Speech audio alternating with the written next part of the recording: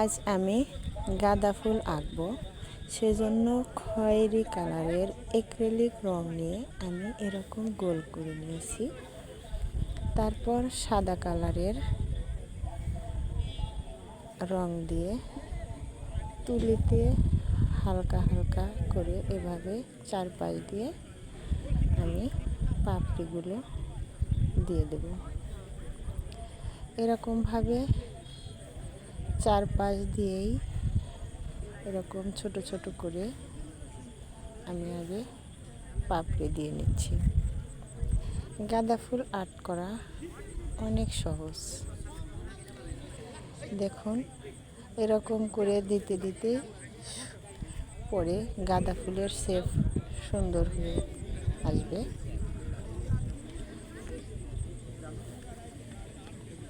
আপনারা খুব সহজভাবেই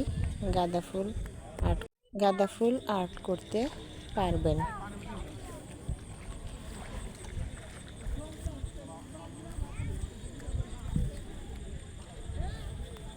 এখান দিয়ে একটু বড় বড় করে আমি পাপড়ি দেব, যেন গোলের শেপটা দেখা না যায়।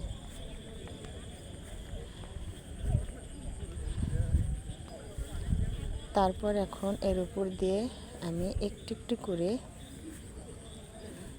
লাল কালার দেব, তাহলে ন্যাচারাল ভাবটা চলে আসবে। দেখুন, এখন সুন্দর লাগছে লাল কালারটা দেওয়ার পর। তারপর এখান থেকে আমি ফুলের বোটাটা দিয়ে দিলাম। দেখুন, তার সাথে আমি একটু একটু করে এখন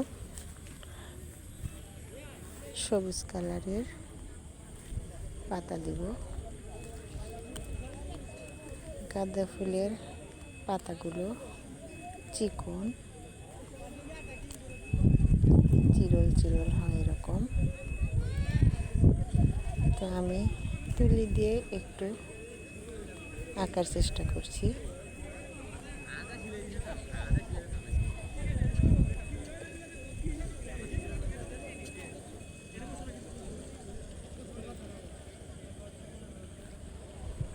হুবহুব হয়তো আসল পাতার শেপটা আমার আসছে না,